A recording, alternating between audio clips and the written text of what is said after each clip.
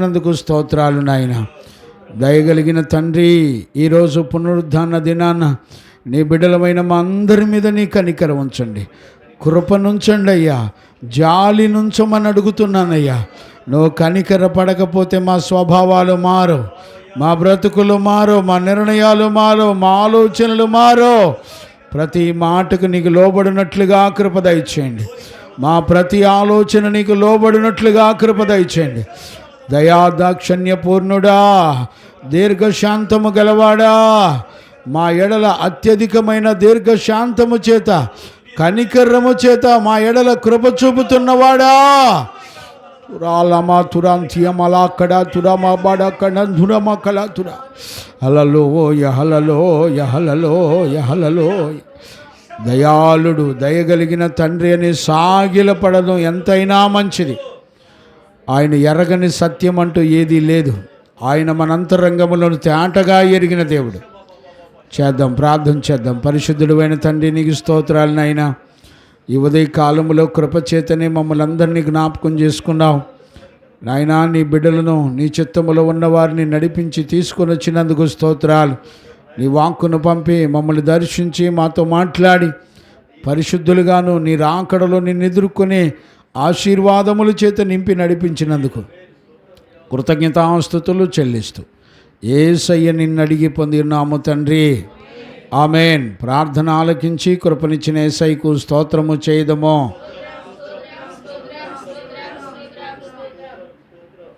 తండ్రి, కుమార, పరిశుద్ధాత్మ దేవునికి స్తోత్రము చేయదము. స్తోత్రం స్తోత్రం స్తోత్రం స్తోత్రం స్తోత్రం. ఆమెన్. మంచిది.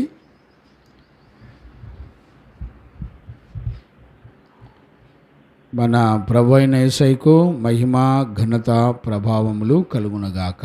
ఆమెన్. చూడండి నాన్న, మనందరం కూడా కీర్తనల పుస్తకం 41వ కీర్తనను మనం ధ్యానం చేసుకుంటున్నాము. ప్రభు చిత్తం అయితే ఈ రోజున కంప్లీట్ చేయడానికి ప్రయత్నం చేద్దాం. రాత్రే నేను కంప్లీట్ చేయాలని ఆలోచించాను, కానీ ప్రభు అనుమతి ఇవ్వలేదు. కనుక ఈరోజైనా ఆ విషయాలన్నీ కూడా ప్రిన్సమ్మా, పరిశుద్ధుడైన దేవుని దగ్గర మనందరం నేర్చుకుందాం. దేవునికి మహిమ కలుగునుగాక. Praise the lord. హల్లెలూయా. ఇక్కడ ఒక రహస్యాన్ని మనందరం గుర్తుపెట్టుకోవాలి. మనకి తెలివి, వివేకం ఉండాలి. తెలివి, వివేకం కనుక లేకపోతే మన రిజల్ట్ ఎలాగుంటుందో తెలియదు. రిజల్ట్ను జడ్జిమెంట్ చేసేది ఎప్పుడు కూడా దేవుడే. ఇక్కడ మనకు కావలసిన వివేకం ఏంటంటే, అక్షరాన్ని చదివినప్పుడు మనందరం తెలుగు వాళ్ళం కనుక తెలుగులో మనం అక్షరాలు చదివామనుకోండి, వాక్యం చదివామనుకోండి, చదివినప్పుడు మనకి వెంటనే అర్థమైనట్టుగానే ఉంటుంది. మనకి తెలియందేముంది అనిపిస్తూ ఉంటుంది. ఈ కీర్తన 41 చదివినప్పుడు ఇందులో మనకు అర్థం కాకపోవడానికి ఏముంది అన్నట్టుగానే ఉంటుంది. విశేషం ఏంటంటే, అక్షరం అర్థమవటం వేరు, ఆత్మ గ్రహింపునివ్వడం వేరు. చాలామంది భక్తిలో ఆత్మ అనుగ్రహించే గ్రహింపును రిసీవ్ చేసుకోవటం అనేది అలవాటు చేసుకోరు. ఆత్మ నీకు ఎలా అనుగ్రహాన్ని ఇస్తుంది అనంటే, దేవుని ఆత్మ ఎప్పుడూ కూడా తన ప్రవక్తల నోట, తన పరిశుద్ధుల నోట, అపోస్తుల నోట, సువార్తికులు, కాపరులు, బోధకులు, ప్రవక్తల నోట ఆయన తన మాటను, తన వాక్కును ఉంచుతాడు. చూడండి, మనం చదువుకున్న దానిలో అక్షరం పనిచేస్తుంది. దేవుడు తన యాజకుని నిలబెట్టి మాట్లాడుతున్నప్పుడు ఆత్మ పనిచేస్తుంది. పరిశుద్ధ లేఖనాల్లో ఉన్న సంగతులు ఎప్పుడు కూడా దేవుని ఆత్మకే సంపూర్ణంగా తెలుసు. ప్రపంచంలో ఏ మనుషులకి తెలియదు. అందుకని ఈ లేఖనాలన్నీ కూడా ఆత్మ పరిశుద్ధాత్మ పూర్ణులై వ్రాశారు అని రాసింది. అంటే పరిశుద్ధాత్ముడు లేకుండా లేఖనాలను అర్థం చేసుకోవటం అనేది ఇట్ ఈజ్ ఇంపాసిబుల్. ఇప్పుడు మీకు బోధిస్తున్న దైవజనుడు ఎవరై ఉండాలో తెలిసిన ఆత్మపూర్ణుడై ఉండాలి. ఆత్మ పూర్ణత లేకుండా సంఘాన్ని ఏ దైవజనుడు కట్టలేడు. సంఘము కూడా ఆత్మ యొక్క గ్రహింపులోకి నడిపించబడతా ఉండాలి. ఒకవేళ నీకు ఆత్మ యొక్క గ్రహింపు ఉన్నప్పుడు నీకు అర్థం అవ్వాల్సిన విషయం ఏంటంటే, అక్షరంగా నువ్వు చదివినప్పుడు దాని గ్రహింపు వేరు, పరిశుద్ధుల ద్వారా బోధించబడుతున్నప్పుడు దాని గ్రహింపు వేరుగా ఉంటుంది. ఆత్మ జీవింపజేయును, అక్షరం చంపుతుంది అని రాయబడింది. కొరింథీ పత్రికలో పౌలు చెప్తాడు, అక్షరం చంపును, ఆత్మ జీవింపజేయును. ఇప్పుడు మనకున్నటువంటి అలవాటు ఏంటంటే, అవ్వ ఆదాములో ఉన్న అలవాట్లే మనలో కూడా ఉంటాయి. అవ్వ ఆదాములకి ఏం తెలుసు? లేఖనాలు తెలుసు. లేఖనం ఏం చెప్పిందంటే, మీరు పండు తిని దినమున చేస్తారు అనే లేఖనం అవ్వ ఆదాముకి తెలుసు. విశేషం ఏంటంటే, వాళ్ళకి తెలిసినా కూడా మరి ఎలా పడిపోయారు? తెలిసినా కూడా అపవాది ఎలా మోసగించబడింది, మోసం చేసింది ఊహించారు ఎప్పుడన్నా? ఇక్కడ మన విశ్వాస జీవితంలో జరిగే మోసాలని మనకు మనం ఊహించలేం. ఎలా మోసం చేయగలిగింది చెప్పండి మీరు? ఒకసారి ఆలోచించండి. మనిషికి జీవన విధానంలో తిండి మీద కాన్సన్ట్రేషన్ ఎక్కువ ఉంటుంది. దేవుడు ఏమన్నాడంటే, ఈ పండ్లు తిని బతుకు అన్నాడు. ఏ పండు తింటే నేను బ్రతుకుతాననే మనస్సాక్షి ఉందో ఆ పండు తింటే నువ్వు చస్తావనే దేవుని యొక్క తీర్పును కూడా దేవుడే చెప్పాడు. కానీ తింటే బ్రతుకుతావనేది నమ్మారు. గమనించారా? కానీ తినకూడని దాన్ని తింటే నువ్వు చస్తావని చెప్పినప్పుడు నమ్మలా. ఏం జరిగింది చెప్పండి? ఇక్కడ జరుగుతున్న విషయం ఏంటంటే, దైవజనులు దేవుని సముఖంలో ఆయన కోరుకున్న జీవితం చేస్తూ ప్రతిష్ఠితులై మీకు బోధించే సత్యాన్ని పక్కన పెట్టి మీకేమనిపిస్తుంది అంటే, ఈ వాక్యం చదివితే నాకు అర్థం కాకపోవడానికి ఏముంటుంది, చాలా ఈజీ కదా అనిపిస్తుంది. ఇక్కడ మోసపరిచే ఆత్మ ఎప్పుడు కూడా నీకు విరోధంగా మాట్లాడతాడు అనే సత్యాన్ని గుర్తుపట్టాలి. అంటే యాక్షన్ ఏముంది?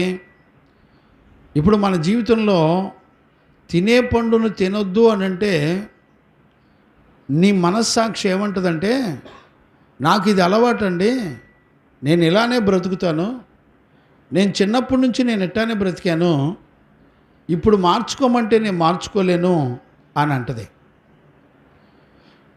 ఇక్కడ సిస్టమ్ ఏంటంటే, దేవుని చట్టం ఏం చెప్తుందంటే, నువ్వు సిస్టమ్ కనుక మార్చుకోకపోతే నువ్వు చస్తావు.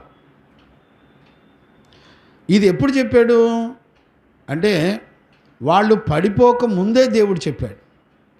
లేఖనం ఎప్పుడు కూడా మనం పడిపోక ముందే దేవుడు ముందుగానే మనతో మాట్లాడతాడు.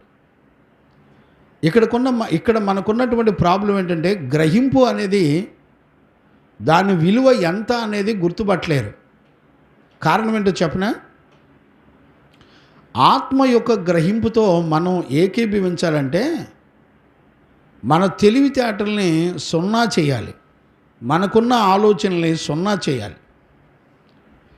మనకున్న ధీమా ఏంటంటే, నేను చదువుకున్నాను, నాకు జ్ఞానం ఉంది, నాకు తెలివి ఉంది, నేను చాలా మంచి జ్ఞానవంతుడిని, తెలుగంతా బాగా వచ్చు, ఇంగ్లీషు బాగా వచ్చు, నాకు అన్నీ కూడా బాగా వచ్చు, నాకు రాందంటూ ఏమి లేదు, నేను ఒకసారి చెప్తే నాకు వెంటనే అర్థమైపోద్ది అనే మనస్సాక్షి ఎక్కువగా ఉంటుంది. ఈరోజు ఉదయకాలంలో మనం గ్రహించుకోవాల్సింది ఏంటంటే, మనం వినేది దేవుని యొక్క స్వరం. దేవుని యొక్క స్వరం ఎప్పుడు కూడా దేవుని ఆత్మ నీకు బయలుపరిస్తే తప్ప నీకు బయలుపడదు. అంటే ఇక్కడ మనం గ్రహించవలసినటువంటి విషయం ఏంటంటే, ఆత్మ యొక్క సంగతులు గుర్తుపట్టాలి. గమనించారా? అంటే పరిశుద్ధ ఆత్మకు మనం విలువ ఇవ్వాలి. మన బ్రెయిన్ని, మన చదువుని, మన తెలివితేటల్ని, ఇప్పుడు చూడండి, మన ఆరోగ్యం విషయంలో చిన్న తేడా వచ్చిందనుకోండి, కొంచెం వెంటనే ఏమంటుందంటే, నువ్వు గుడికి వెళ్ళకపోయినా పర్లేదు, దేవుడికి తెలుసు, నువ్వు చక్కగా రెస్ట్ తీసుకో అంటది. కానీ ఆత్మ ఏమంటుందంటే, నువ్వు నా దగ్గరికి వస్తే నిన్ను స్వస్థపరచు జీవమగల దేవుడు అని నేనే అంటది. నువ్వు దేవుని దగ్గరికి వచ్చినప్పుడు నీకు విశ్వాసాన్ని వృద్ధిపరుస్తుంది. అంటే నీ దేహంలో ఉన్న అనారోగ్యాన్ని విశ్వాసం ద్వారా జయించడానికి కావలసిన బలాన్ని, ఆలోచనకు శక్తినిచ్చేది ఏంటి అంటే దేవుని ఆత్మ. ఇప్పుడు దేవుని ఆత్మను కలిగిన గ్రహింపు వేరు, నీ శరీర తత్వాన్ని బట్టి పనిచేసేటువంటి నీ జ్ఞానం వేరు, నీ తెలివితేటలు వేరు. ఇప్పుడు చూడండి, ఇప్పుడు డబ్బులు చాలా అవసరం, ప్రతి మనిషికి డబ్బులు అవసరం. ఇప్పుడు చూడండి, ఓట్ల ఎలక్షన్లకి ఓటుకి 5,000 ఇచ్చేవాళ్ళు ఉన్నారు, 10,000 ఇచ్చేవాళ్ళు ఉన్నారు, ఎంతో రకరకాలుగా ఇచ్చేవాళ్ళు ఉంటారు. ప్రతి మనిషికి డబ్బు అవసరమే. ఇప్పుడు మనస్సాక్షి ఏమనిపిస్తుంది అంటే, అక్షర జ్ఞానం, నేను ఆ డబ్బును వాళ్ళు ఉచితంగా ఇస్తున్నారు కదా, నేను తీసుకుంటాను అనిపిస్తుంది. నీ ధనం ఎక్కడ ఉంటుందో నీ మనసు అక్కడ ఉంటుందని ప్రభువు చెప్తాడు. ధనం నీకు అన్నిటికీ సమస్యకు పరిష్కారం కాదు. ఏ ధనం ఉన్నా కూడా ఆ ధనం నిన్ను ఖచ్చితంగా మోసం చేస్తుందని దేవుని యొక్క వాక్యం చెప్తుంది. ధనవంతులు అవడానికి, ధనం కావాలని కోరుకోవడానికి ఆలోచన వస్తే చాలు, సమస్త కీడులు, సమస్త పాపాలన్నీ కూడా మనకి వస్తాయి అనే సంగతి 1 తిమోతి పత్రిక 6వ అధ్యాయం 9 నుంచి 17 వరకు చదువుకోవచ్చు. ఎన్నిసార్లు మనం హెచ్చరించినా కూడా మన మనస్సాక్షి ధనం మీదే ఉంటుంది. ఇప్పుడు చూడండి, నీ ధనముతో పాటు నీ మనసు కూడా అక్కడే ఉంటుంది. ఇప్పుడు చూడండి, ఇంట్లో 10 లక్షలు ఉంటే ఇంట్లోంచి బయటికి రాబుద్ది అయ్యిద్దండి. ఎందుకని? డబ్బు చుట్టూ తిరగబుద్ది అయింది. డబ్బుకు కాపలాగా బతకటమే మంచిదని అనిపిస్తుంది. పరిశుద్ధుడైన దేవుడు అంటాడు, ఈరోజు నీ ప్రాణాన్ని అడుగుతున్నాడు అంటాడు. ఆయన ఏ క్షణాన్ని నువ్వు విడిచిపెడతావో నీకు తెలీదు. నా యందు నమ్మకం ఉంచండి. నా యందు విశ్వాసం ఉంచినప్పుడు, హెబ్రీ పత్రిక 13:5లో చెప్పినట్టుగా, 2 కొరింథీ పుస్తకం హెబ్రీ పత్రిక 13:5లో చెప్పినట్టుగా ఆ మాట ఒకసారి చదువునానా? ధనాపేక్ష లేని వారై మీకు కలిగిన వాటితో తృప్తి పొంది ఉండుడి. దేంతో తృప్తి పడాలి? ఒకడిచ్చే లంచంతో నీకేం పని? నీకు ధనాపేక్ష వద్దు. ఆయన నీకెంత ఇచ్చాడు దాంతో నువ్వు తృప్తిపడు. ఒకవేళ ధనాపేక్ష కలిగి ఉండి తృప్తి పడడం కనుక నువ్వు లేకపోతే నువ్వు కోల్పోయేది ఎవరినో తెలిసినా? చదువునానా? కంటిన్యూ చేయి. ధనాపేక్ష లేని వారై మీకు కలిగిన వాటితో తృప్తి పొంది ఉండుడి. తృప్తి పొంది ఉండండి. నిన్ను ఏమాత్రమును విడువను.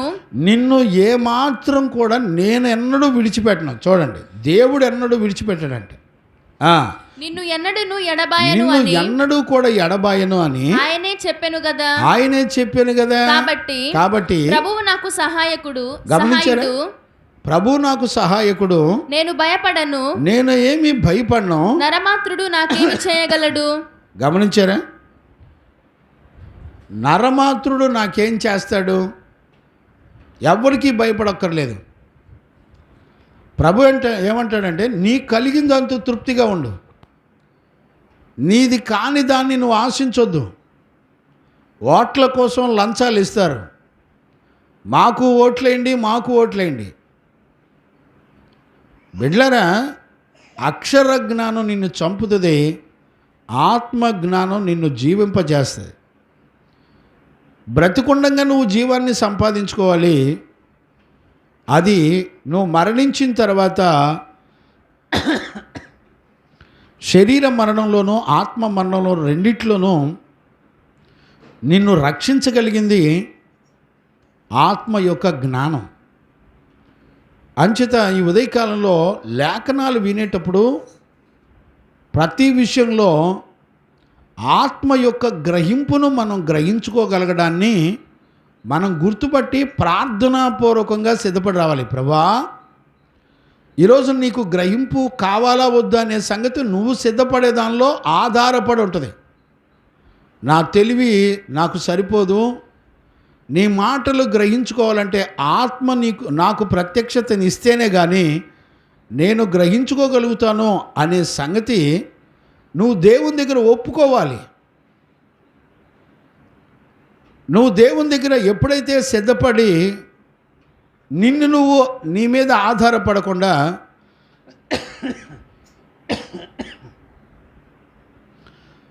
ఆత్మ యొక్క గ్రహింపు మీద ఆధారపడితే ఆత్మ నీకు నేర్పే పాఠాలు వేరుగా ఉంటాయి.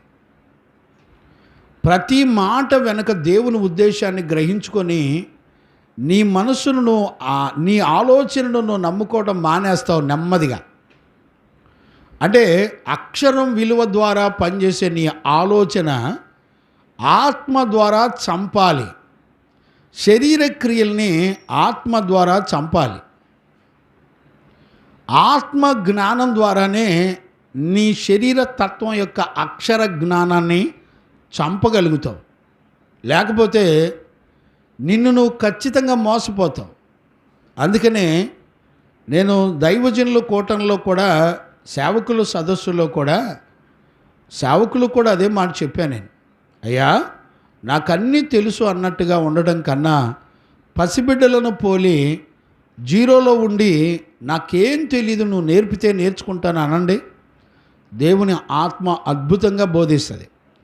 నీకున్న తెలివితేటల మీద నేను ఆల్రెడీ చదివాను, ఈ అధ్యాయం అంతా నాకు తెలుసు అనుకుంటే భ్రమే. చాలాసార్లు నేను దేవుని సన్నిధిలో ఎన్ని గంటలు ధ్యానం చేసినా నాకేం తెలియదయ్యా అని బతిలాడుకుంటా. నేను అక్కడికి వెళ్ళిన తర్వాత మర్చిపోవచ్చు, నా బ్రెయిన్ నన్ను మోసం చేయొచ్చు. కానీ నువ్వు సహాయం చేస్తే నేను నా బిడ్డలు గ్రహించుకోగలుగుతామని దేవుని సన్నిధిలో ప్రభుని బతిలాడుకుంటా. ఈరోజు ఉదయకాలంలో కీర్తనల పుస్తకం 41లో మనం దగ్గర 4 గంటల ఉపదేశాన్ని మనం నేర్చుకుంటూ వచ్చాం. ఈరోజు మరికొన్ని విషయాలు దేవుని సముఖంలో ప్రభు యొక్క ఆత్మ చేత మనందరం బోధించబడి నడిపించబడదుము గాక. ఆమేన్. Praise the lord. చూడండి నాన్న, ఆ వాక్యాన్ని మనం ధ్యానం చేసుకుందాం. 41వ కీర్తన మొదటి 3 వచనాలన్నీ కూడా మనం గత లాస్ట్ సెక్షన్లో ధ్యానం చేసుకున్నాము. 3 సెక్షన్లో నిన్నటి దినాన్న 4వ సెక్షన్లో 4వ వచనం 5వ వచనాన్ని ధ్యానం చేసుకుంటూ వచ్చాం. మనం 3వ వచనంలో 2-3 వచనాల్లో 5 రకాల ఆశీర్వాదాలను చూసాం. 4వ వచనంలో కనికరము కలిగిన మనసు లేకపోతే కటాక్షము కలిగిన మనసు మనందరం అంత్య దినాల్లో మనందరం కూడా కలిగి ఉండాలని దేవుని యొక్క సంకల్పం. అంటే దేవుని యొక్క ఆలోచన మన పట్ల చాలా చిన్నదిగానే అనిపిస్తుంది. ఆ కనికరం అనే మనసు ఏముందిలేండి, నేను పేదోళ్ళు కనపడితే 10 రూపాయలు ఇవ్వట్లేదా, 5 రూపాయలు ఇవ్వట్లేదా, ఎవరికన్నా ఆపదంటే ఒక 500 ఇవ్వట్లేదా అనే మనస్సాక్షి ఉంటుంది. కానీ కనికరం కలిగిన మనసులో ఏముంటుందంటే ఒక అద్భుతమైన గుణలక్షణాలు ఉన్నాయి. అవి ఎలాగున్నాయంటే, దావీదు చేసిన పాపం వెంటబడుతున్నప్పుడు దావీదు మొరపెట్టినప్పుడంట దేవుని కనికరము కటాక్షము దావీదుని కనికరించినట్లుగా చెప్పాడు. అంటే ఈ కనికరం కలిగిన స్వభావాన్ని దేవుడు మనకెందుకు చూపిస్తున్నాడు అని అంటే, మనం కూడా ఇతరుల పట్ల కనికరము కలిగిన స్వభావాన్ని కలిగి ఉండాలి. ఎందుకంటే దేవుడు మనలను కనికరించి కోటి పాపాలు మనలను క్షమించాడు. కానీ మన ఎదురుగా ఉన్నటువంటి వ్యక్తిలో 10 పాపాలు కూడా క్షమించకపోతే ఆయన మనలను ఎన్నడూ కూడా కనికరించడు, క్షమించడు అనే సత్యాన్ని ధనవంతుడి జీవితంలో మనం చూసాం. గమనించారా? ఒక యజమానుడు పరలోక రాజ్యమును గురించిన సంగతులు చెబుతూ మరి 3,60,00,000 రూపాయలను అప్పును క్షమించాడు. కానీ 50 రూపాయల అప్పున్న వాడిని క్షమించలేదు. అతనిని దేవుడు శిక్షించినట్లుగా మనం ఆల్రెడీ లేఖనాల్లో చూసాం. ఈ రోజున 6వ వచనం నుండి మరికొన్ని విషయాలు పరిశుద్ధుడైన దేవుని చేత బోధించబడదుము గాక. ఆమేన్. Praise the lord. చదవండి నాన్న. 6వ వచనం నుండి మనం చదువుకుందాం. 6, 7 వచనాలు చదువునానా. ఒకడు నన్ను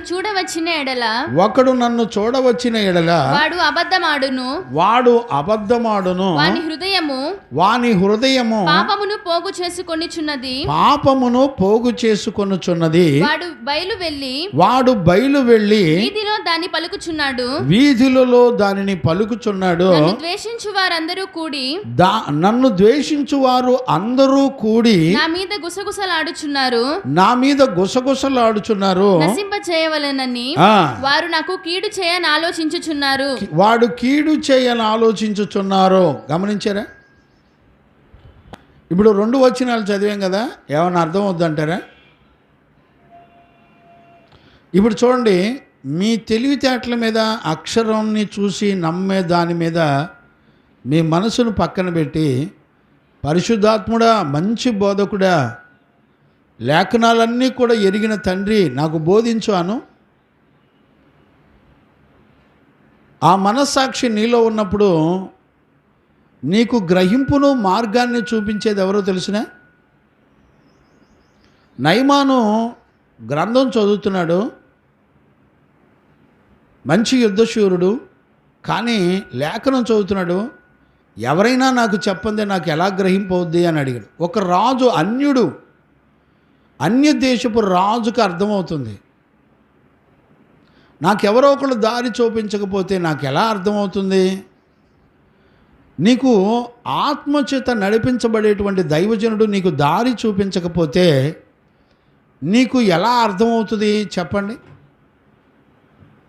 నేహా, ఆ ఫ్యాన్ అయినా అక్కడ సరే అన్నయ్య వచ్చాడు. గమనించారేనా? దారి చూపించకపోతే, ఆత్మ యొక్క నడిపింపును చూపించే నాయకుడు నీకు లేకపోతే నీకు ఎలా అర్థమవుతుంది?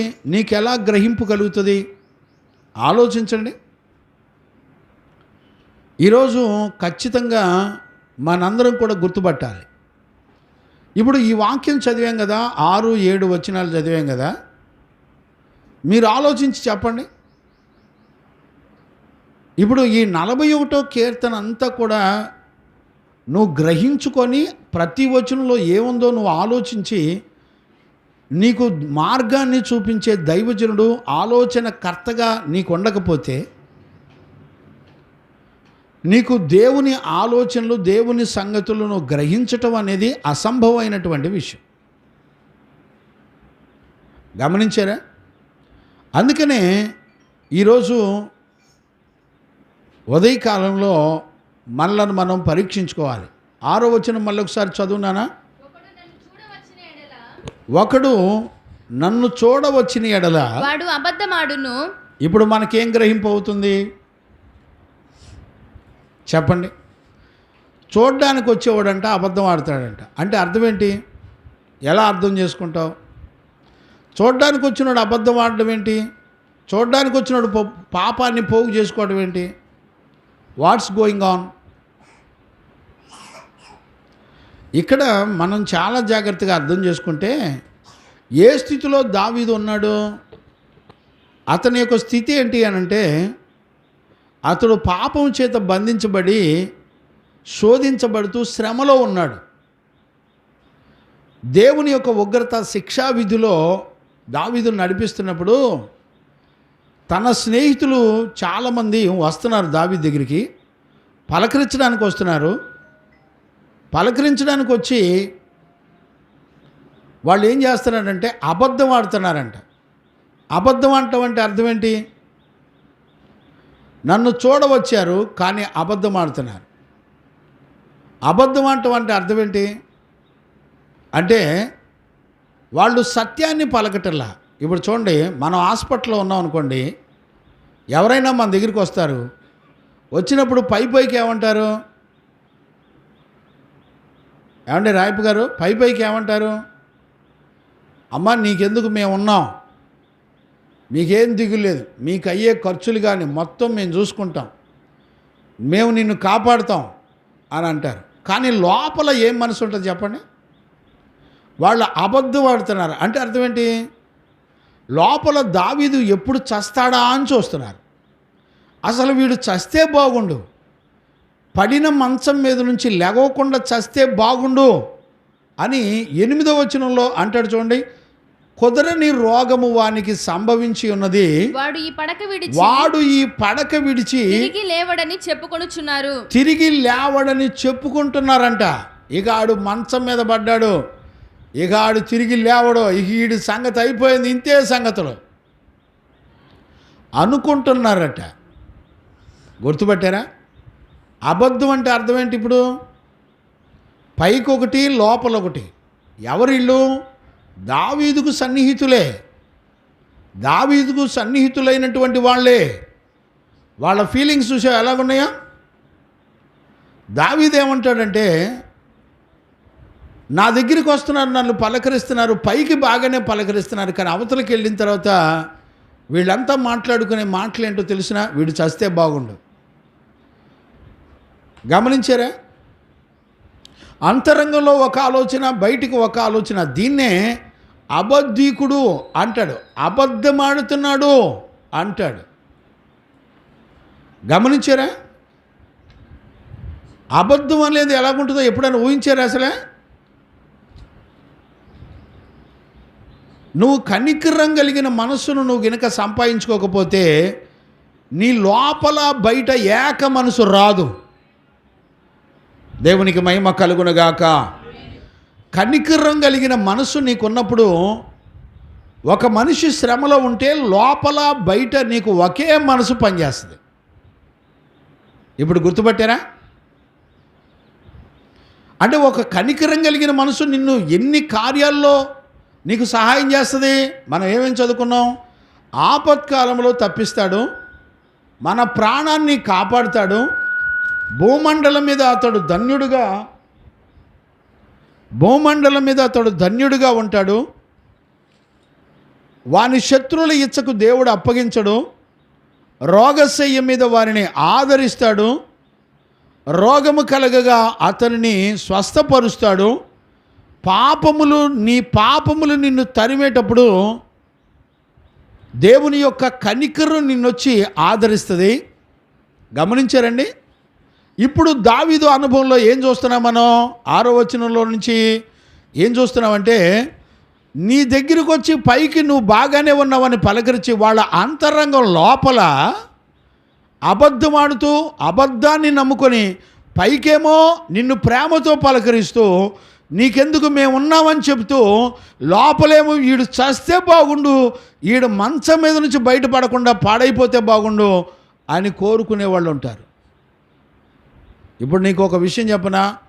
కనికరం కలిగిన మనసు కనుక నువ్వు సంపాదించుకోకపోతే లోపల బయట ఏక మనసు నీకు రాదు.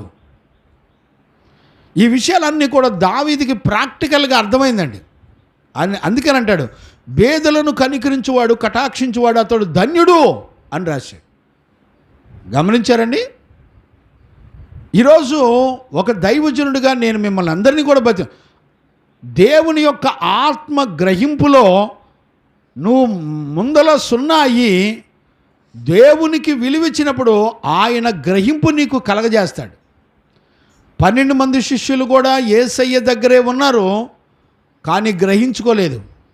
గ్రహింపు అనే మాటకు అర్థం కూడా చాలామంది విశ్వాసులకు తెలియదండి, గుర్తుపట్టేవాళ్ళు లేరు. మార్కు సువార్తలో చూడండి 8వ అధ్యాయంలోనే 8:14 చూడండి నాన్న. మార్కు సువార్త.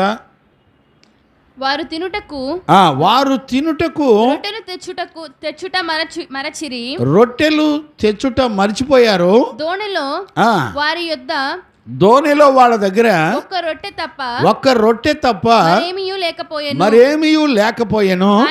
ఆయన చూచుకోండి పరిసయ్యుల పులిసిన పిండిని గూర్చియు హేరోదు పులిసిన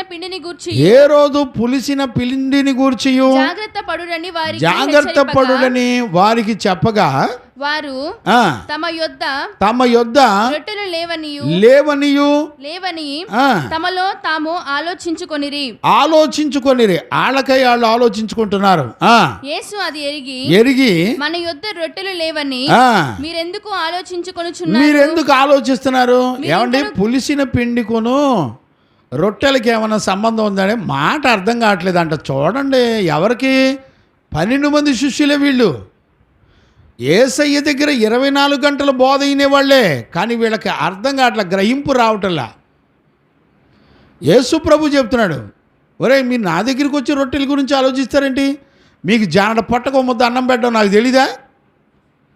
5 రొట్టెలు 2 చేపలు పంచిపెట్టినప్పుడు ఎన్ని వేల మంది మిగిలిన ముక్కలు తిన్నారో చూసారా?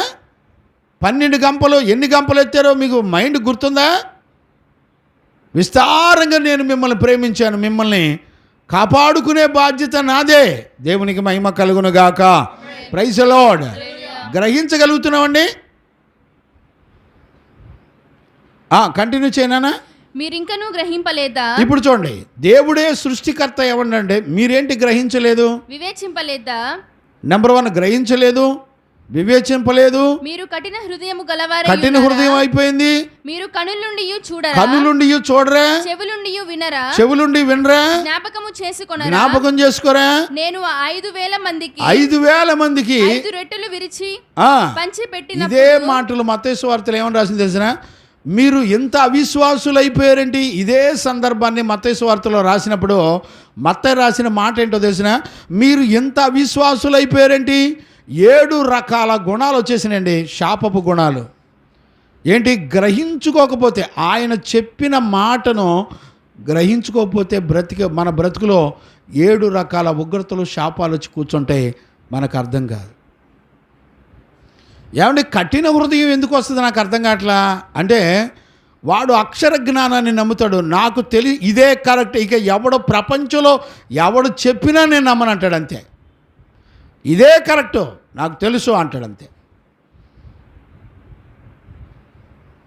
ఈ రోజున ఏం లేదండి, బైబిల్ కాలేజీల్లో ట్రైనింగ్ అవ్వటం, హిస్టారికల్ విషయాలు, ఏ సంవత్సరంలో ఏం జరిగింది, ఎవరెవరు రాజులు, వాళ్ళ పుట్టు పూర్వోత్తరాలు, ఇట్లాంటి హిస్టారికల్ విషయాలు తెలుసుకొని మనకి చాలా భక్తి తెలిసిపోయిందని సేవ చేసేవాళ్ళు బొచ్చెడు మంది ఉన్నారండి.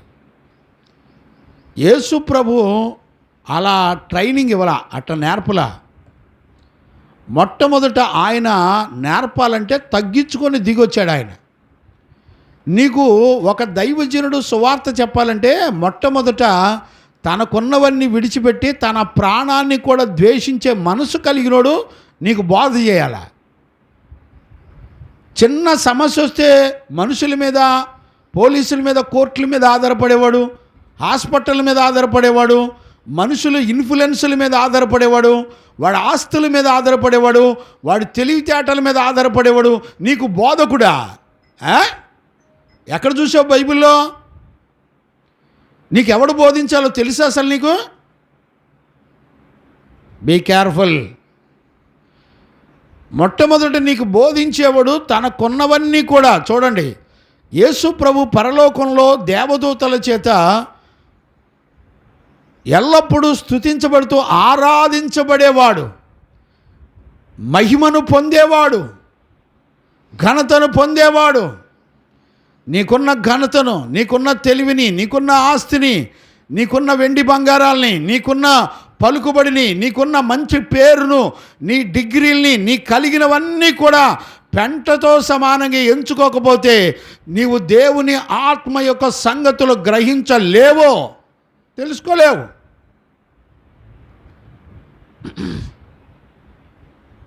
గమనించగలుగుతున్నారా? కనుక తగ్గించుకొని రావాలి, రిక్తుడైపోవాలి, వధలో మౌనంగా ఉండాలి. పాపులందరూ హింసిస్తుంటే నోరు తెరవని జీవితం చేయాలి. పిరికోడు నరకంలో ఉంటాడని ఫస్ట్ లిస్టులో రాయబడింది జీవగ్రంథంలో. నరకంలో ఎవడెళ్తాడు? పిరికివారును అని రాశాడు. ఈ రోజున నీ బ్రతుకు తెరువు గురించి భయపడేవాడివి. నువ్వు ఒక సువార్థికుడువా? నువ్వు ఒక బోధకుడువా? Who told you? ఎవరు చెప్పారు నీకు?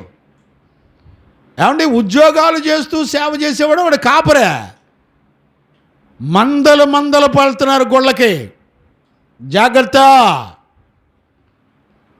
నీకు ఎవరు బోధకులు? ఒక దైవికమైన పరలోక శిష్టాన్ని, ఒక పాపంలో ఉన్న వ్యక్తిలో ఉన్న పాపాన్ని చంపాలంటే ఒక సేవకుడికి ఏ గుణాలు ఉన్నాడో, ఏ గుణాలు ఉండాలో చూసావు ఎప్పుడన్నా? ఈ రోజున ఎవరి బోధలు పడితే వాళ్ళ బోధలు, ఉద్యోగాలు చేసేవాడి బోధలు, ఆ టీవీలు, ఆ సోషల్ మీడియాలో వచ్చిన తర్వాత సేవ మొత్తం సర్వనాశనం అయిపోయింది. పండగలలో ఒక బ్యాచ్, ఏంటిది నిన్న ఏదో ఒక వాల్ పోస్ట్ చూశానండి. 9వ ఏంటిది ఏదో పండగలను రాశాడండి, విచిత్రంగా రాశాడు. కాదండి, ఏదో రాశాడు. ఆ పదం భలే నాకు ఆశ్చర్యం. ఇది ఎక్కడున్నారా ఈ బైబిల్లో? ఎవడిచ్చాడు ఈ ట్రైనింగ్? నాకు అర్థం కాల.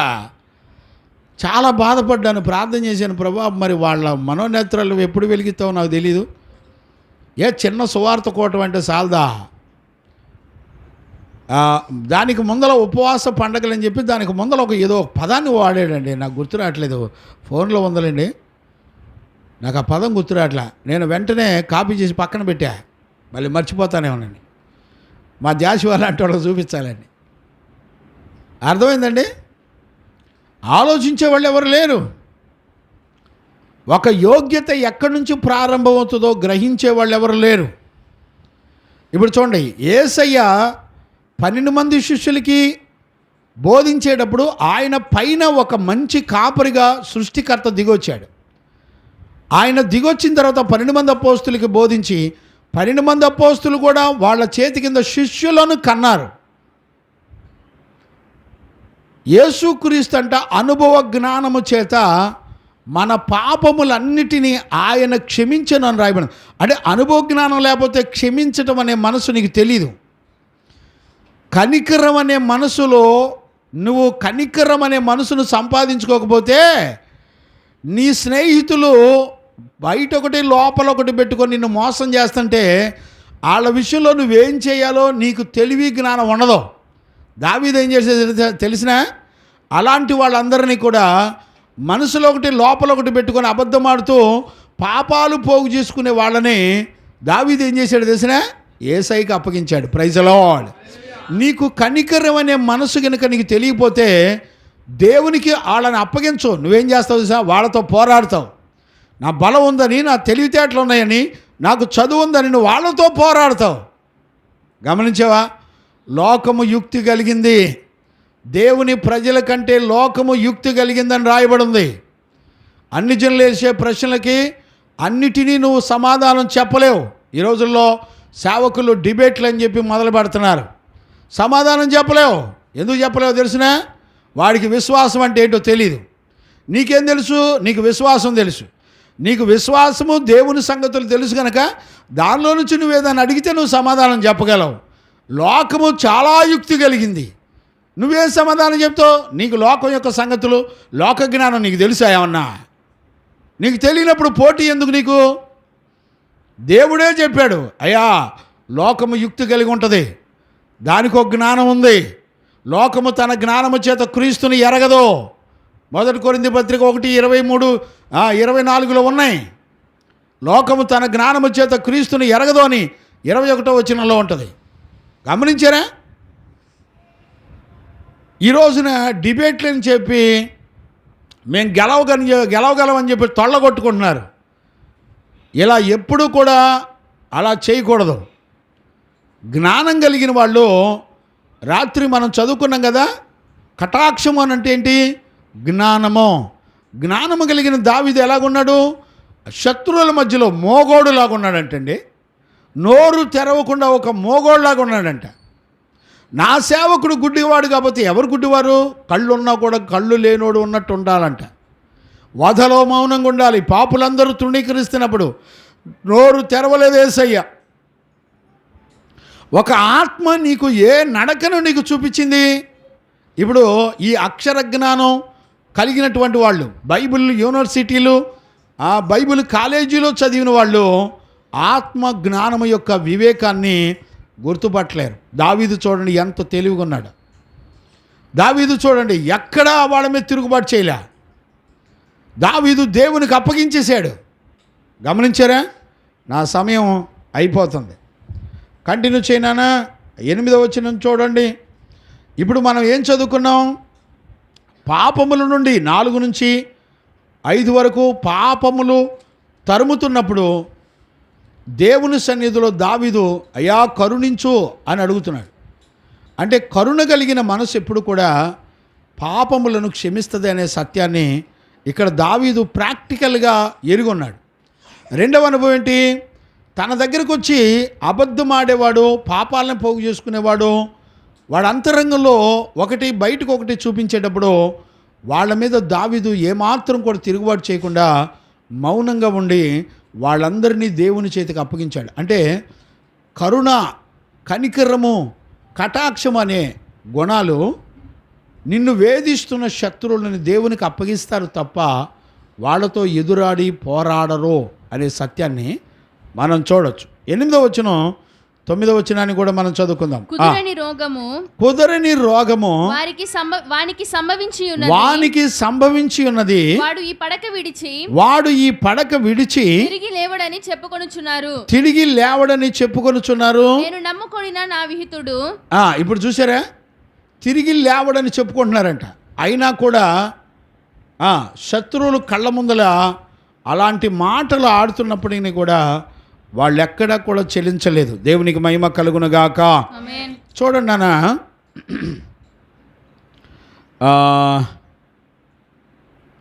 సామెతల పుస్తకంలో చదవండి నాన్న. 26వ అధ్యాయం 24, 25, 26 కూడా చదవండి నాన్న. పగవాడు పెదవులతో మాయలు చేసి, చూడండి, పగవాడంట పెదవులతో మాయలు చేసి అంతరంగములో కపటము దాచుకొనును. గమనించారా? సొలొమోను తన జ్ఞానం చేత ఏమని చెప్తున్నాడు? మళ్ళీ చదువునానా? పగవాడు ఎవరంట? పగవాడు ఎలా మాట్లాడతాడంట? పెదవులతో మాయలు చేసి. ఇప్పుడు చూడండి, నేను ఇదే రిఫరెన్స్లు మీరు వాడుక భాషలో చూడండి, చాలా బాగుంటాయండి. అసలు వాడుక భాషలో ఉపయోగించిన పదాలు మీరు చూస్తే మన బతుకు మరీ బట్టబయలుగా ఉంటుంది. అంటే పచ్చిగా మాట్లాడినట్టుగా ఉంటుంది. నేను గ్రాంధికంలో, తెలుగు లాంగ్వేజ్ యొక్క గ్రాంధికంలోనే నేను చెప్పుకుంటూ వెళ్తున్నాను. కానీ మీరు ఇంటికి వెళ్ళిన తర్వాత ఈ రెఫరెన్స్లన్నీ రాసుకొని వాడుక భాషలో ఏమన్నాయి చదువుకోండి. నాకు టైము సరిపోదు. పగవాడు పెదవులతో మాయలు చేసి అంతరంగంలో కపటము దాచుకొనును. అంతరంగంలో అంటే లోపల కపటం కలిగి ఉంటాడంట, దాచుకుంటాడంట కపటాన్ని. అంటే ఒకరోజు కాదు, 2 రోజులు కాదు, ఎన్నో సంవత్సరాలుగా నీ మీద ఒక కపటం కలిగిన వాడిగా ఎదురు చూస్తూ ఉంటాడంట. నీ చావు కొరకు, నీ రోగాల కొరకు, నువ్వు మరణించాలని ఎదురు చూసేవాళ్ళు చాలామంది ఉంటారు. తెలుసండి నీకు? ఎవరెవరు ఎలాంటి మనసు నీ మీద కలిగి ఉంటారో ఎప్పుడన్నా నువ్వు గుర్తుపట్టగలవా? కానీ అలాంటి వాళ్ళ నుంచి తప్పించేది ఎవరో తెలిసినా? కరుణ కలిగిన, కటాక్షము కలిగిన, కనికరము కలిగిన దేవుడు నిన్ను విడిపిస్తాడు. Praise the lord. హల్లెలూయా. గుర్తుపట్టారా? అంటే అందుకనే ప్రభు అంటాడు, కనికరము గలవాడు ధన్యుడు, వాడు కనికరాన్ని పొందుతాడు. మత్తయి 5:7 మనం చదువుకున్నాం. కనికరము గలవాడు ధన్యుడు, కనికరము కలిగిన వాడు ధన్యుడు, వాడు కనికరాన్ని పొందుతాడు. ఇప్పుడు దావీదుకి ఏ అనుభవం తెలుసు? కనికరమును గురించిన సంగతులు తెలుసు. దేవుడు దావీదును ఎంతో కనికరించాడన్న సంగతి దావీదుకు తెలుసు. అందుకనే దావీదు కూడా పేదలైన వారిని కనికరించడం దావీదుకు తెలుసు. ఎంతమంది శత్రువులు 1000 మంది వచ్చినా వారందరినీ కనికరం కలిగిన మనసుతో క్షమించడం దావీదుకు తెలుసు. ఎందుకు? ఎన్నో ఘోర పాపములు చేసిన దావీదును దేవుడు క్షమించినప్పుడు ఇతరుల పట్ల కూడా దావీదు క్షమాపణ కలిగిన హృదయాన్ని, కనికరము కలిగిన హృదయాన్ని, కటాక్షము కలిగిన హృదయాన్ని దావీదు కలిగి ఉన్నాడు. ఈ రోజున వాక్యం వింటున్న దేవుని పిల్లరా, ఈరోజు నువ్వు ఎన్నో సార్లు నువ్వు తప్పు చేసినప్పుడు, పాపంలో ఉన్నప్పుడు దేవుడు నిన్ను కనికరించాలని కోరుకున్నావే. మరి నీ కొరకు నీ విషయంలో దోషం చేసినటువంటి, పాపం చేసినటువంటి వారిని క్షమించే మనసు కనుక లేకపోతే మనం కనికరాన్ని పొందలేమనేటువంటి సత్యాన్ని మనం చూడొచ్చు. కంటిన్యూ చేయనా 26 సామెతల్లో 24. దయగా మాట్లాడినప్పుడు, ఇప్పుడు చూడండి, వాళ్ళంట దయగా మాట్లాడినప్పుడు వాని మాట నమ్మకము, నువ్వు వాళ్ళ మాటలు నమ్మమాక, వాని హృదయములో 7 హేయ విషయములు కలవు. ఎన్నున్నాయంట? ఎవరి దృష్టికి హేయమైనవి? దేవుని దృష్టికి హేయమైనవి కలవు. అదేంటట? మొదట అహంకారం అని ఉంటుంది. చదువునానా? వాడు తన ద్వేషమును కపట వేషము చేత దాచుకొంటాడు, సమాజములో వాని చెడుతనము బయలుపరచబడును. వాని యొక్క చెడుతనము సమాజంలో బట్టబయలు చేస్తాడు. గుంటను త్రవ్వు వాడే దానిలో పడును. క్షమించండి, ఈ మాటలన్నీ కూడా ఎక్కడ ఉంటాయి అంటే సామెతలు 8లో ఉంటాయి. అవసరం లేదులేండి, మీరు చదువుకోండి. 8, 12 నుంచో 13 నుంచో ఉంటాయి. అక్కడ తర్వాత చదువుకోండి మీరు, అక్కర్లేదు, నాకు టైం సరిపోదు. గమనించారా? యేసు ప్రభు దగ్గర కూడా వచ్చినప్పుడు చాలామంది శాస్త్రులు, పరిసయ్యులు వీళ్ళంతా కూడా దేవుణ్ణి, యేసయ్యని మాటల్లో చిక్కించుకోవడానికి చాలాసార్లు ప్రయత్నం చేశారు. ఎవరో ధర్మశాస్త్ర బోధకులే, పాస్టర్సే. అసలు ఇతని హిస్టరీ ఏంటో తెలుసుకోవాలా, ఇతని మాటల్లో చిక్కించుకొని శిక్షించాలా అని ఎతికారండి. చదవండి కావాలంటే. లూకాసు వార్త 11వ అధ్యాయం 53, 54, లూకాసు వార్త 20వ అధ్యాయము 20 నుంచి 23, 20వ అధ్యాయము 20 నుంచి 23 చదువున్నాను కావాలంటే. నాకు టైం సరిపోదు కనుక చెప్తున్నాను. లూకాసు వార్త. మనము కైసరునకు పన్ను ఇచ్చుట న్యాయము కదా అని ఆయన అడిగిరి. ఆయన వారి కుయుక్తిని గుర్తెరిగి ఒక దేనారము నాకు చూపించండి, మీద రూపమును పైవ్రాతయు ఎవనివని అడుగగా వారు కైసరు అనిరి. అందుకు ఆయన అలాగైతే కైసరునకును దేవునివి దేవునికి. గమనించారా? దేవునికి చెల్లించుడని వారితో చెప్పాను. ఇప్పుడు దేవుడు ఏం చెప్పాడు నీకు? రోమా 12:1-2 వచనాల్లో ఏమని చెప్పాడు? మీ దేహము దేవుంది గనక కాబట్టి సహోదరులారా పరిశుద్ధమును దేవునికి అనుకూలమైన సజీవ యాగముగా మీ శరీరములను దేవునికి ఇవ్వండి. దేవునికి ఇవ్వు. నీ శరీరం, నీ ప్రాణం, ఆత్మ సమస్తం కూడా దేవునికి అప్పగించు. నీ కన్నులు దేవునికి అప్పగించు, నీ మాటలు దేవునికి అప్పగించు, నీ స్వరాన్ని దేవునికి అప్పగించు, నీ ప్రవర్తన దేవునికి అప్పగించు. అన్నీ దేవునికి అప్పగించాలి. అప్పగించారండి? పరిశుద్ధతకు అప్పగించారండి?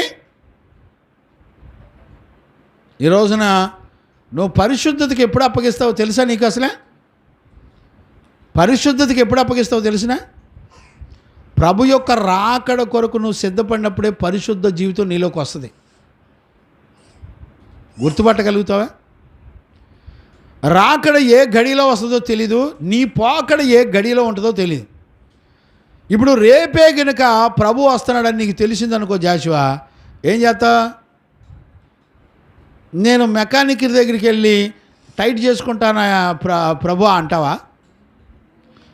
కాలేజీకి వెళ్ళి పాఠాలు చెప్పొస్తానయ్యా, డబ్బులు సంపాదించుకోవాలి, ఇంట్లో టైట్గా ఉందంటారా?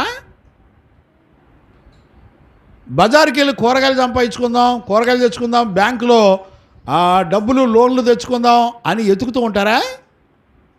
రేపు ప్రభు వస్తున్నాడంటే ఏ జీవితం చేస్తారు చెప్పండి? గడగడలాడుతా. ఒకవేళ పరిశుద్ధ జీవితం కనుక నేను చేయకపోతే, కడగబడకపోతే, యేసయ్య నన్ను గనుక నా పాపాలు క్షమించకపోతే నాకు పరలోకం ఉండదో, నేను పోయి ఆరునగ్గిల్లో కూర్చుంటానని గడగడలాడుతా పాపాలు ఒప్పుకొని పరిశుద్ధపరుచుకుంటారా లేదా? నీకు పరిశుద్ధ జీవితం ఎప్పుడో తెలిసినా, ఆయన రాకడ కొరకు ఏ రోజైతే నువ్వు సిద్ధపడడానికి ఇష్టపడతావో ఆ రోజున నువ్వు ఖచ్చితంగా పరిశుద్ధతను కలిగి జీవిస్తావు. అపోస్తులు కానీ సంఘాలను కట్టినప్పుడు కానీ అపోస్తుల జీవితాలను కానీ చూడండి, వాళ్ళు ఏ రోజు మాట్లాడినా వాళ్ళ ప్రసంగాల్లో కానివ్వండి, వాళ్ళ మాటలో ఏ రోజు చూసినా వాళ్ళు ప్రభు యొక్క రాకడకు భయపడి సేవ చేశారు. ఏ రోజు ఆయన రాకడ వస్తుందో తెలియక, మన పోకడ వస్తుందో తెలియక గడగడలాడుతూ వాళ్ళు దేవుని సన్నిధిలో పరిశుద్ధతను కాపాడుకుంటూ బ్రతికారు. ఈరోజు నువ్వెందుకు పడిపోతున్నావో తెలిసినా, నువ్వెందుకు పాపంలోనే ఉంటున్నావో తెలిసినా, రాకడ గురించి సిద్ధపడే మనసు నీకు లేదు. పౌలు అంటాడు, నా కొరకు నీతి కిరీటం ఒకటి ఉంచబడింది, నా పరుగు తుదముటించాను, ఇదిగో నేను విశ్వాసమును కాపాడుకున్నాను. విశ్వాసంలో ఏముందో తెలిసినా, వినుట వల్ల విశ్వాసం కలుగుతుంది. ఆ విశ్వాసం ఏముందో తెలిసినా, ఎలా సిద్ధపరిచిందో తెలిసినా, పాపం లేని పరిశుద్ధ జీవితాన్ని నీకు, నీ పిల్లలకి, నీ కుటుంబానికి ఇచ్చింది. ఈ రోజున రాకడకు నీ పోకడ గురించిన భయం లేదండి. అందుకనే ప్రభు అన్నాడు, బతికి ఉంటే అది చేద్దుము ఇది చేద్దుము అని చెప్పుకోండి. రేపేమి సంభవించునో నీకు తెలీదు. నేడను దినము ఉండగానే నీకు ముగింపు. భయం ఉందండి. ఇప్పుడు ఓట్లలో డబ్బులు ఇస్తారని ఎదురు చూసేవాళ్ళు ఎంతమంది ఉంటారు చెప్పండి. తాగేవాడు ఒకడో, హోటల్లో పిచ్చి పిచ్చి మాంసాలు. మీకు విషయం తెలిసిన, తెలంగాణలో అయితే ఇంటికి 5 కేజీలు చికెన్ ఇస్తున్నారంట. తెలుసా మీకు? చికెను ఇంటికి 5 కేజీలు, మటను 2 కేజీలు. గమనించారా? అంటే 5 కేజీలు చికెను, 2 కేజీలు మటను. వాడు ఎన్ని రోజులు తినాలా ఇంట్లో?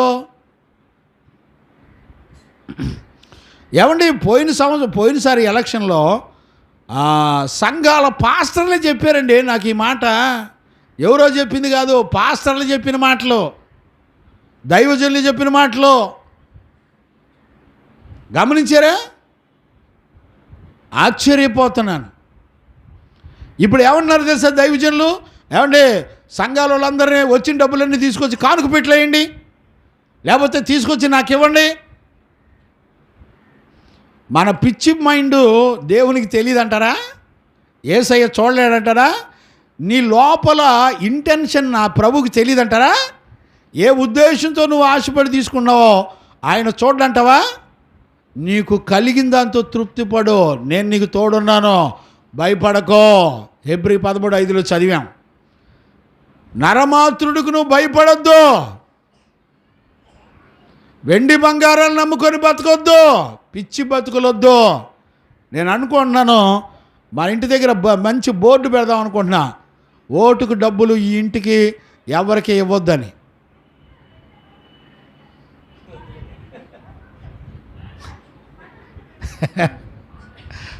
బోర్డు రాసేది కూడా ఎవరు అనుకుంటున్నావు? పెద్దోళ్ళ చేత, ఎవరి చేత రాపించను? నమ్మకమైన వాళ్ళు అక్షయ, నిహాల్ లాంటి పిల్లల చేత రాపిస్తా. వాళ్ళైతే నేను చెప్పినట్టు మాట వింటారు. బాయ్ రాయండి అంటే రాస్తారు.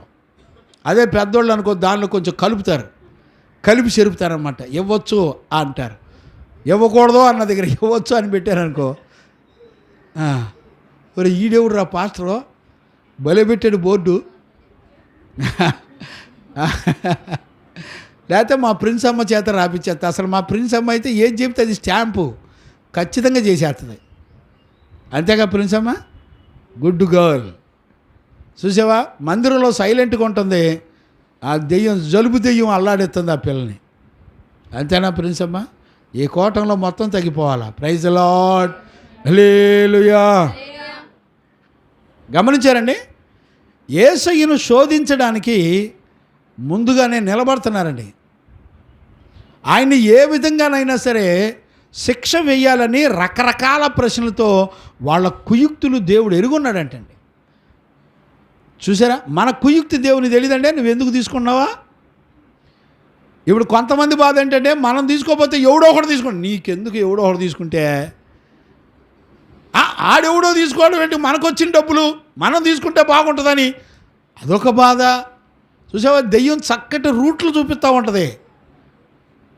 నువ్వు ఏ ఉద్దేశంతో తీసుకున్నావో జీవము గల దేవునికి తెలుసు.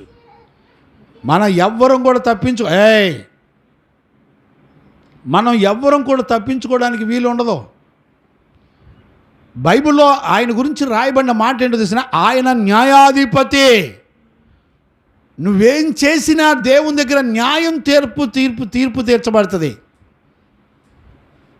నువ్వు ఎన్ని డబ్బులు తీసుకున్నా చిల్లు చంచులు వేసినట్టు వెళ్ళిపోతాయి నీ డబ్బులు. పిచ్చి రోగం వచ్చి నీ డబ్బులు ఒక 5,000 10,000 తీసుకుంటావు, కానీ దేవుని కోపం నిన్నేం చేస్తా తెలిసిన, 1,00,000 రూపాయలు హాస్పిటల్లో పెట్టేటట్టు నిన్ను తిప్పిద్ది. ఆయన తీర్పు నీ మీదకి వచ్చేస్తుంది. భయం ఉందండి. దావీదుకు తెలుసండి, ఆయన కనికరం కలిగిన మనసుంటే ఎంతమంది శత్రువులు ఎన్ని యుక్తి కలిగిన మాటలతో వద్దానికి వచ్చినా దావీదంటే నోరు తెరవడంటే. Praise the lord. నా ప్రభు యేసయ్యకి కలిగిన మనసు కలిగి ఉన్నాడండి దావీదు. చదువు నాన్న, 9వ వచనం చదువు. నేను నమ్ముకొనిన 41:9. నేను నమ్ముకొనిన నా విహితుడు. నా టైం అయిపోతుంది. నేను నమ్ముకొనిన నా విహితుడు నా ఇంట భోజనము చేసిన వాడు నన్ను తన్నుటకై తన మడిమెనెత్తెను. గమనించారా? నాతో భోజనం చేసిన వాడు నన్ను తన్నుటకై తన మడిమెనెత్తెను. చూడండి, ఆ రోజుల్లో భోజనం ఎలా చేస్తారో తెలిసిన, కింద నేల మీద కూర్చుంటారు, లేకపోతే చిన్న చిన్న పరుపులు ఉంటాయి, దాని మీద కూర్చుంటారు. మధ్యలో పెద్ద టేబుల్ ఉంటుంది, దాని మీద ఆహార పదార్థాలన్నీ ఉంటాయి. అవి ఎవరికి నచ్చింది వాళ్ళు తీసుకొని తింటూ ఉంటారు. ఇప్పుడు పక్కనే కాళ్ళు మడత పెట్టుకొని కూర్చున్నారనుకోండి, నీ పక్కన ఉన్న తినటానికి ఏం చేయాలా? కాలు మడమ పైకి ఎత్తాడంట. ఈ మాట మీకు కొత్త నిబంధనలు ఎక్కడానికి గుర్తొస్తుందా? రాయపు గారు 75 ఏళ్ళు ప్రార్థన చేసినట్టున్నావు కదా, పుట్టిన దగ్గర నుంచి ప్రార్థనకి వెళ్ళావు కదా, గుర్తొస్తుందండి? గుర్తొస్తుందా? ఎక్కడ? యేసు ప్రభు చెప్తాడండి. ఈ ప్రవచనం యేసు ప్రభు గురించిన ప్రవచనం. 9వ మాట, 9వ వచనం యేసు ప్రభుకు కొరకు మాట్లాడిన మాట. చదవండి ఆ మాట. ఎక్కడ? యోహాను సువార్తలో చదవండి. యోహాను సువార్తలో 13వ అధ్యాయం 18 చదవండి, లేకపోతే 17 నుంచి చదవండి. ఈ సంగతులు మీరు ఎరుగుదురు గనుక, ఈ సంగతులన్నీ మీరు ఎరుగుదురు గనుక, వీటిని చేసిన ఎడల మీరు ధన్యులగుదురు. చూడండి, ఈ సంగతులన్నీ మీకు తెలిసినవి కాబట్టి మీరు చెయ్యండి, మీరు ధన్యులవుతారు. మిమ్మునందరిని గూర్చి నేను చెప్పలేదు. ఇప్పుడు చూడండి, ఈ మాట మీకు తెలుసు ధన్యులవుతారనే మాట ఎక్కడదే? కీర్తనలో 41 మొదటి వచనం. మిమ్మునందరిని గూర్చి నేను చెప్పలేదు, నేను ఏర్పరచుకొనిన వారిని ఎరుగుదును గాని నాతో కూడా భోజనం చేసేవాడు నాకు విరోధముగా తన మడమనెత్తెను. అనులేఖనము ఎక్కడిది? ఈ లేఖనం 41 కీర్తన 9వ వచనం. గమనించారా? ఈ లేఖనం నెరవేరినట్లు. ఎవరిప్పుడు మడమెత్తి తన్నడానికి చూసింది ఎవరు? ఇప్పుడు మనకు మంచి స్నేహితులు అన్నారండి, మనం ఇంటికి పిలిచి భోజనం పెట్టమా? ఇంటికి ఎవరిని పడితే వాళ్ళని పిలుస్తామా? మంచి స్నేహితులను పిలుస్తాం. మంచి స్నేహితులను ఇంటికి పిలిచి భోజనం పెట్టాం. విషయం ఏంటో చెప్పిన, ఇస్కరియోతు యోధాన్ని కాపాడుకున్న దేవుడు యోధా ఏం చేశాడు? తింటూ తన మడమనెత్తి యేసయ్యని తన్నినట్టుగా, ఆ ప్రవచనం నెరవేర్చినట్లుగా యేసయ్యని శత్రువుల చేతికి అప్పగించాడు ఇస్కరియోతు యోధా. అంటే అర్థమైందా? నమ్మకస్తులైన వాళ్ళు ఒకవేళ నిన్ను మోసం చేసినా, కనికరం కలిగిన మనసు నీలో ఉన్నట్టయితే నువ్వేం చేస్తావు తెలిసిన? ఏం చేస్తావు? ఇస్కరియోతు యోధాని యేసు ప్రభు నీ మీద అగ్ని దిగివచ్చి నువ్వు కాలిపోదుగాక అన్నాడండి. అన్నాడా? ఏం చేశాడు ఆయన? కనికరం చేత కాళ్ళు పట్టుకొని బతిలాడాడు. యోధా, నువ్వు నన్ను అప్పగించి దోషిగా మారిపోయావు, నువ్వు పుట్టకపోయినా బాగుండేది యోధా, ఎప్పటికైనా నువ్వు మనసు మార్చుకయ్యా యోధా అని సృష్టికర్త కిందకు వంగండి యోధా కాళ్ళు కడిగాడండి. ఇదే కనికరం కలిగిన మనసు అంటే, కటాక్షము కలిగిన మనసు అంటే ఇదే. ఈ రోజున ఆ మనసు మనకు రావాలండి. ఇప్పుడు నిన్ను మడమెత్తి నిన్ను తన్నేవాడిని ఏం చేయాలా? కనికరం కలిగిన మనసుతో నువ్వు క్షమించాలి. ఇది ఎవరి జీవితంలో జరిగింది? యేసయ్య జీవితంలో. 57లో 53లో యెషయా పుస్తకం 53లో చదవండి, 4 నుంచి చదువు. యెషయా పుస్తకం 53 4 నుంచి చదువు నాన్న. యెషయా పుస్తకం నిశ్చయముగా అతడు మన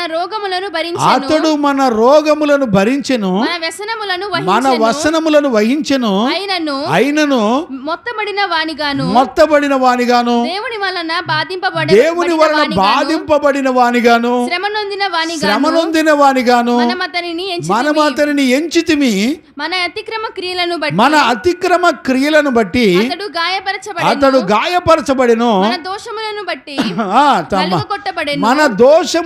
అతడు నలగొట్టబడెను, మన సమాధానార్థమైన శిక్ష అతని మీద పడెను, అతడు పొందిన దెబ్బల చేత మనకు స్వస్థత కలుగుచున్నది. చూశారండి? ఎక్కడైనా నోరు తెరిచాడండి ఆయన. ఈ రోజున కనికరం కలిగిన మనసు ఎవరిలో ఉంటుందో వాళ్ళల్లో నీ శత్రువులను కూడా క్షమించి, నీపై మడమెత్తిన వాళ్ళను కూడా కనికరంతో క్షమించి వాళ్ళను దేవునికి అప్పగించి విడిచిపెట్టేస్తావు. నేను అంటాను, పరిశుద్ధ బలలో చేయేస్తున్నాం కదా, ఈ మనసు వచ్చిందండి. సంపాదించుకున్నాము, మనం సంపాదించుకున్నాం. నువ్వు ధైర్యంగా చెప్పగలుగుతావా నీ శత్రువు దగ్గరికి వెళ్ళి? చదవకుండా కంటిన్యూ చేయనా? 10, 11, 12, 13 నాకు టైం అయిపోతుంది. యెహోవా నన్ను కరుణించి లేవనెత్తుము, అప్పుడు నేను వారికి ప్రతీకారము చేసేదను. ఇప్పుడు లేవనెత్తేది ఎవరంట? ఇన్ని పోరాటాల మధ్య, ఎంతమంది శత్రువుల మధ్య ఆయన్ని కాపాడేది ఎవరంట? లేవనెత్తేది ఎవరంట? కనికరము కలిగిన దేవుడు. కనికరము గల నా యేసు ప్రభువా, కరుణలో సంపన్నుడా, కరుణము గల నా యేసు ప్రభువా, కరుణలో సంపన్నుడా, యుగములు నీ కృపతో మార్పు లేదయ్యా, యుగ యుగములు నీ కృపకు మార్పు లేదయ్యా, దీతో నీ కృపాసనమును చరితి నీ కృపకై, దీన హృదితో నీ కృపానమును చరితి నీ కృపకై, పంపుము పంపుము సియోను నుండి నీ కృపను, అనుదినం నా తండ్రి బలపరచు నిదు కృపతో, కనికరము గల నా యేసు ప్రభువా, సంపన్నుడా, వ్యాధి బలహీనల యందు బహుగా అతిశయించి సంతోషించును, వ్యాధి బలహీనతలందునే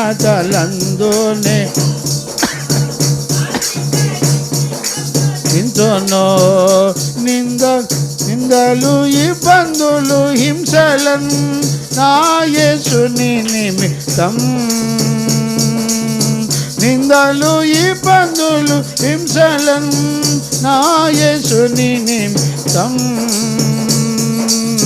సహించుటకు ఐశ్వర్యముగా నీ కృపను మంటి ఘటములో నింపు, సహించుటకు ఐశ్వర్యముగా నీ కృపను మంటి ఘటములో నింపు, కనికరము గల నా యేసు ప్రభువా, కరుణలో సంపన్నుడా, కనికరము గల కరుణలో సంపన్నుడా. Praise the lord.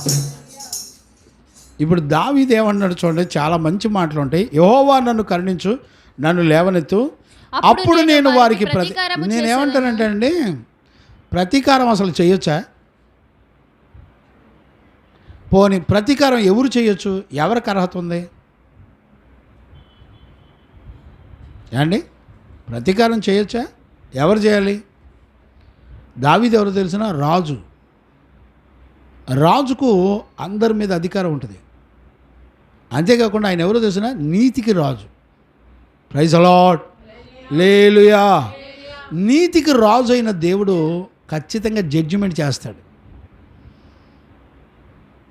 ఆయన బిడ్డల మీద ఎవరెవరైతే తిరుగుబాటు చేశారో, ఆమోసు పుస్తకం ఆల్రెడీ ధ్యానం చేస్తారో మీరు వినండి. దేవుని ప్రజల మీదకి వచ్చి హింసించినటువంటి వాళ్ళని దేవుడు ఎలాంటి తీర్పులు తీరుస్తున్నాడో బైబిల్లో ఉన్నాయి. గమనించారా నాన్న? దేవునికి మహిమ కలుగును గాక. Praise the lord. హల్లెలూయా. గమనించారా నాన్న? దేవుడు ఎక్కడా కూడా ఎవరిని విడిచిపెట్టడు అనే సత్యాన్ని చూడండి. సంఖ్యాకాండంలో మోషే మీద తిరుగుబాటు చేశారు. అభిరామ కోరహులు ఊరుకున్నాడంటే దేవుడు? ఊరుకున్నాడే? తిరుగుబాటు చేసిన వాళ్ళని తీర్పు తీర్చే అధికారం ఎవరికి? నీతి. అంటే ఇప్పుడు దావీదు మనసు ఎలా ఉందంటారు? దావీదు ఎలాంటి ప్రతిష్ఠితుడు ఎదిగాడంటారు చెప్పండి? దావీదు ఎలాంటి వాడు తెలిసిన? నీతిమంతుడండి. అంటాడు, నన్ను లే ప్రభా, నీతిగల నీ మనసును కలిగి ఉండి న్యాయంగా తీర్పు తీరుస్తాను. Praise the lord. హల్లెలూయా. కొన్ని సందర్భాల్లో దుర్మార్గులను దుష్టులను నీతిమంతులు తీర్పు తీర్చొచ్చు బ్రతికొండంగానే. వాళ్ళు గనుక తీర్పు తీర్చారో, అందుకని పేతురుతో చెప్పాడు, నువ్వు ఎవరిని బంధిస్తానని బంధిస్తాను, నువ్వు ఎవరికి విడుదల ఇస్తే వాళ్ళకి విడుదల ఇస్తాను. అధికారం ఎవరికి ఉంది? నీతిమంతులైన వాళ్ళకు ఉంది. అందుకనే నీతిమంతుల జోలికి వెళ్ళలేదు దావీదు. వెళ్ళాడా? అభిషక్తుడైనటువంటి ఆ సౌలు జోలికి వెళ్ళాడండి? ప్రాణం పోయినా వెళ్ళా. అభిషక్తుడైనటువంటి నా యజమాను జోలికి వెళ్ళలేదండి దావీదు. దావీదుకు తెలుసు రూల్. గమనించారా? ఈ ఉదయకాలంలో ఒక దైవజనుడిగా నేను మిమ్మల్ని అందరినీ కూడా బతిలాడుతున్నాను. చాలా జాగ్రత్తగా లేఖనాలను గమనించాలి. నాకు టైం లేదు, నేను ముందుకెళ్తున్నాను, కంటిన్యూ చేయను. నా శత్రువులు నా మీద ఉల్లసింపుకుండుట చూడగా నేను నీకు ఇష్టడనై ఉన్నాను. చూసారా? నేను నీకు ఇష్టడును అని అంటున్నాడు దావీదు. ఎవరంటే ఇష్టపడతాడు తెలిసిన? నీతి న్యాయములు కలిగిన వాడిని దేవుడు ఇష్టపడతాడు. చాలా రెఫరెన్సులు ఉన్నాయండి. 37 కీర్తన 37, 23, 147, 11 చదువుకోండి తర్వాత. చాలా ఉన్నాయండి. కీర్తనలో 41, 12 అదే క్షమించండి, యోబు పుస్తకం 36, 7, కీర్తనలు 34, 15, యోహాను 17, 24. ఇలాగా అనేక విషయాలు ఆల్రెడీ పరిశుద్ధ జీవ గ్రంథంలో ఎన్నో రెఫరెన్సులు అండి. కొత్త నిబంధనలు కూడా చాలా రెఫరెన్సులు ఉన్నాయి. గమనించారా నాన్న? దేవునికి మహిమ కలుగునుగాక. Praise the lord. హల్లెలూయా. కాబట్టి ఈ రోజున నీతిమంతులైన తన బిడ్డలను బట్టి దేవుడు సంతోషపడతాడు. ఆ కంటిన్యూ చేయనా? 12 నా యథార్థతను బట్టి నీవు నన్ను ఉద్ధరిస్తున్నావు, నీ సన్నిధిని నిత్యము నన్ను నిలబెట్టు. చూడండి దావీదుకున్నటువంటి మంచి మనస్సాక్షి. చూడండి, అయ్యా నీ సన్నిధిలో నన్ను నిత్యము నిలబెట్టు. ఏం కోరుకుంటున్నాడు చెప్పండి? శత్రువుల మీద పగ తీర్చుకోవట్లా, నీతిమంతుడై జడ్జిమెంట్ చేయొచ్చు. కానీ దేవుడు దావీదు కోరుకునేది ఏంటి తెలిసిన? ప్రభా, చిరకాలం నీ మందిరావరణలో, చిరకాలం నిత్యము నీ సన్నిధిలో ఉండే భాగ్యం, మరి మరణమేలైనటువంటి పరలోక రాజ్యంలో నీతో పాటు నేను ఉండాలయ్యా, యుగయుగాలు నీతో పాటు నేను ఉండాలి. చూడండి, ఒక నీతిమంతుడి యొక్క ఈ గుణాలన్నీ దేనికి వస్తాయి తెలిసిన? కరుణ కలిగిన, కటాక్షము కలిగిన, కనికరం కలిగిన మనసు ఎవరిలో అయితే ఉంటుందో అలాంటి వాళ్ళలో ఉండేటువంటి జీవితం అండి. వాళ్ళు కనికరం కలిగిన మనసు ఉన్నప్పుడు వాళ్ళు ఏం చేస్తారో తెలిసిన? ప్రభా, నేను నిత్యము నీతోనే బ్రతకాలి, నీతోనే జీవించాలి. బ్రతుకుండు వాడు తమ కొరకు కాక ఎవరి కొరకు బ్రతకాలంటే తమ కొరకు మరణించి తిరిగి లేచిన యేసయ్య కొరకు బ్రతకాలి అని అపోస్తులుడైన పౌలు 2 కొరింథీ 5:14-15 రాశాడు. ఈరోజు ఉదయకాలంలో వాక్యం వింటున్న దేవుని పిల్లారా, దయచేసి ఈ లేఖనాలన్నిటినీ నేను ముగిస్తున్నాను.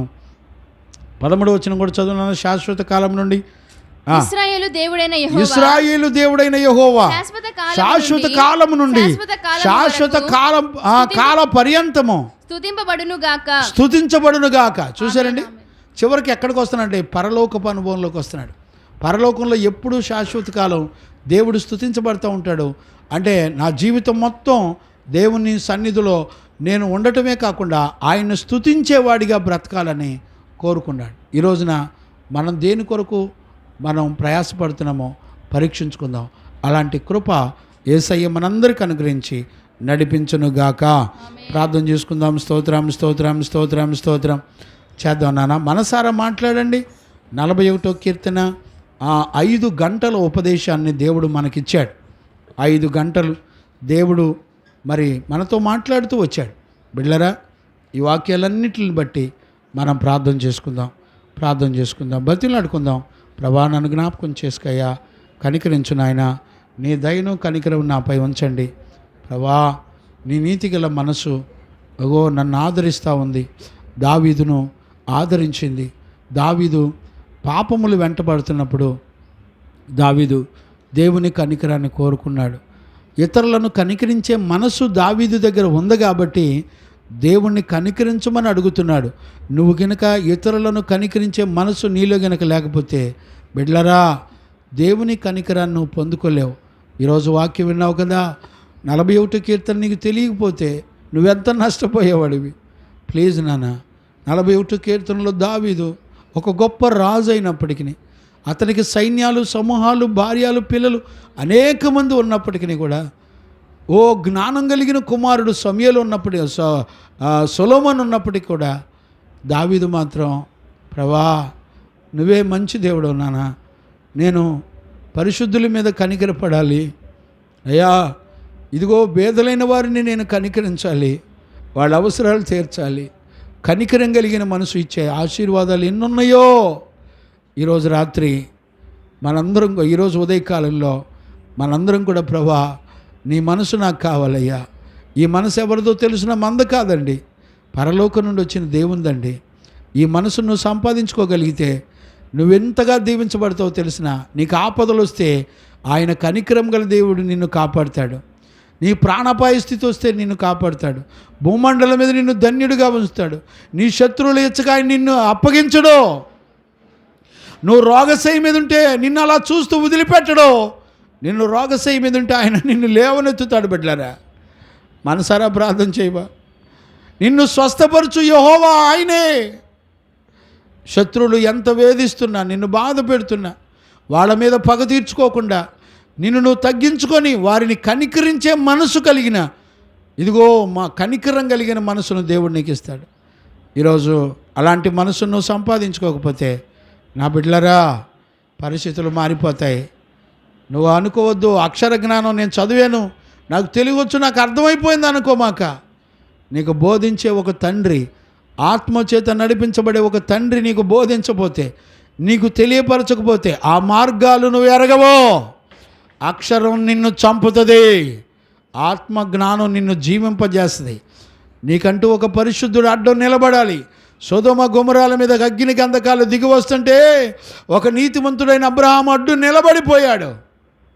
ఒక నీతిమంతుడు నీకు మార్గం చూపించకపోతే ఏ మార్గంలో నువ్వు దేవుని కలుసుకుంటావో నువ్వు ఎలా తెలుసుకుంటావు? ప్రార్థన చేసుకుందాం. లోకము తన జ్ఞానము చేత క్రీస్తుని ఎరగదు అనే సత్యాన్ని మనందరం కూడా వింటున్నాం. బిడ్డలారా, అయ్యి చేతులకి రా, నువ్వెంతో ధన్యురాలివి. దావీదు మొరపెట్టడం నేర్చుకున్నాడు. దావీదు ఇతరులను కనికరించే మనసు కలిగిన వాడు దావీదు. కనుకనే దేవుని సన్నిధికి వెళ్ళి, నన్ను కనికరించు ప్రభువా, నేను పాపినయ్యా, నా శత్రువులు నన్ను చుట్టుముట్టారయ్యా అని కనికరం గల దేవుని బతిలాడాడు. నువ్వు ఇతరులను కనికరించే మనసు లేకపోతే దేవుని కనికరం నీ మీదకి రాదు. ధనవంతుడు నరకానికి వెళ్ళిపోయాడు, అక్కడికి వెళ్ళి కేకలు వేస్తున్న దేవుని కనికరం అతన్ని కాపాడలేకపోయింది. ఈరోజు నువ్వు బ్రతికుండగానే కనికరాన్ని సంపాదించుకో. కనికరం కలిగిన హృదయంలో కనుక లేకపోతే నువ్వు దేవుని రాజ్యానికి వెళ్ళలేవు. ప్రార్థన చేసుకుందాం. మహాపరిశుద్ధుడైన తండ్రి, నీ కృతజ్ఞతాస్తుతులు చెల్లిస్తున్నాను నాయన. నీ సత్యవాక్యము చేత మమ్మల్ని అందరినీ దర్శించి మాతో మాట్లాడినావు. 41వ కీర్తన 5 సబ్జెక్టుల ద్వారా మాతో మాట్లాడుతూ మాకు మంచి బోధకుడుగా ఉండి బోధించావు నాయనా. నీ పాదాలు పట్టుకొని బ్రతిలాడుకుంటున్నా. 41వ కీర్తనలో ఉన్న జీవితాన్ని మేము ఆశించి నీ సన్నిధిలో కనికరము కలిగిన బ్రతుకులు, ఇతరులను కటాక్షించే బ్రతుకులు నాయనా. పేదవారైన 2 రకాలు కలిగినటువంటి పేదవారిని మేము కనికరించి ఆదరించినట్లుగా కృప చూపించినందుకు కృతజ్ఞతాస్తుతులు చెల్లిస్తూ యేసయ్య నిన్ను అడిగి పొందినాము తండ్రి, ఆమెన్. ప్రార్థన ఆలకించి కృపనిచ్చి సమాధానం చేత నడిపించిన యేసయ్యకు స్తోత్రము చేయదమో. స్తోత్రం స్తోత్రం స్తోత్రం స్తోత్రం. తండ్రి కుమార పరిశుద్ధాత్మ దేవునికి స్తోత్రము చేయదమో. స్తోత్రం స్తోత్రం స్తోత్రం స్తోత్రం స్తోత్రం స్తోత్రం. ఆమెన్. పరిశుద్ధ బలలో చేసే వాళ్ళంతా కూడా ఓ పక్క కూర్చొని సిద్ధపడండి.